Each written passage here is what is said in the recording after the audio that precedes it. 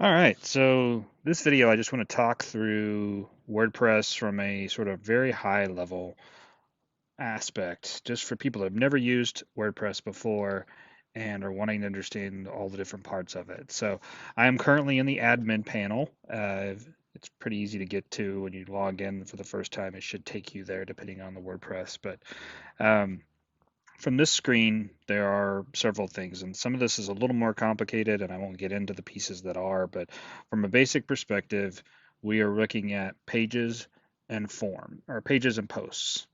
The rest of this information is all customized, and then we also will get into plugins and themes. So first, let's look at pages and posts.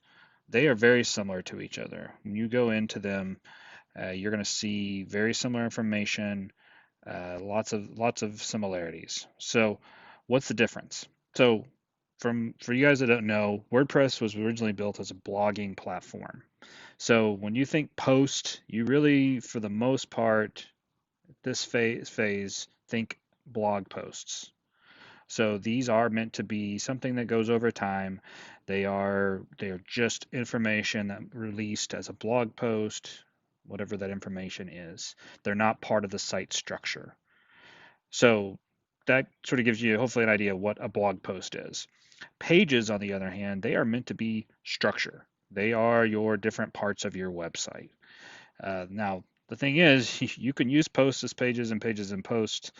You'll run into a lot of issues doing that, so definitely stay to that. So pages are structure, posts are informational. So with the pages, you can see here, we can go in, they can be child and have parent-child relationships or even parent-grandparent-child relationships. There are a lot of different, they're just the different pieces there. So in each blog, even page or post all have the same editor. You saw a minute ago I had a different editor for a second on my post. That's this theme uses a different one. Depending on your theme, that can be different, but most of the time you're going to see something, well, yeah, like this. This is really yucky because it's not meant to be looked that way, but we're not gonna we're gonna get out of that real quick. So hopefully that gives you an idea what a page versus a post is. So the next part we're going to talk about are plugins and themes. Plugins are additional functionality. So if I want to add the ability to, like these, I've got anti-spam plugins, I've got a broken link checker. These are just functionality that it's not either, it's not included with WordPress, or maybe WordPress's version is not what everybody wants. So there are a lot of plugins out there.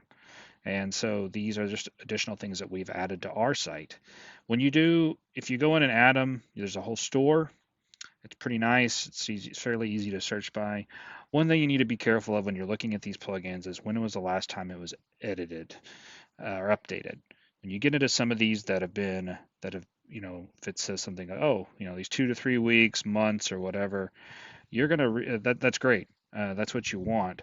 But if you get into some that are saying years and years, it is going to that's not good because that means they haven't been updated. So there could be like problems with security, code holes that they haven't patched, or that the functionality just doesn't even work anymore.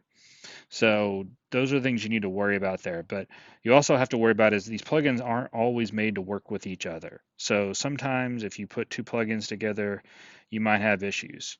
Now, good plugin developers don't let that happen for the most part, but especially newer plugins should be fine, but older plugins can run into that problem. So, um, so that's sort of a real quick brief on what plugins are. These are also one of the things that I will throw out lastly on plugins.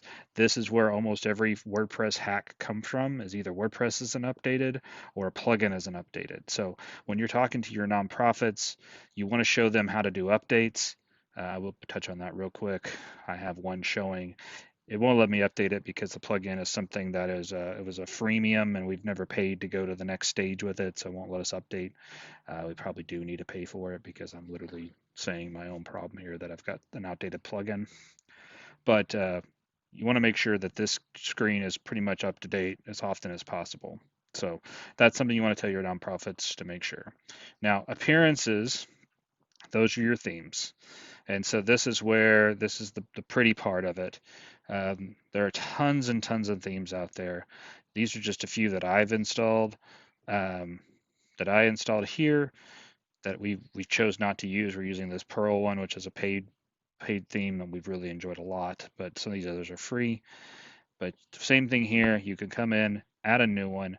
It will show you all the different ones that are available in the store. But there's also many additional stores out there to be able to view from. But when I am picking a theme for a project or a nonprofit, normally my plan, because we have so little time, is to start with the closest to what they're wanting. Preferably, if it had the colors, great. If it doesn't have the colors, as long as the colors aren't going to be having to change a whole lot, the functionality, the look and feel is what I want to gain or look for a theme that goes with that, so that I'm doing have the least amount of customization as I have to.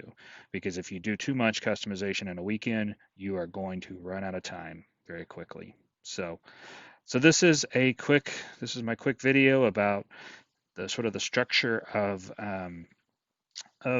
WordPress, and hopefully this will give you a little more information. Thanks.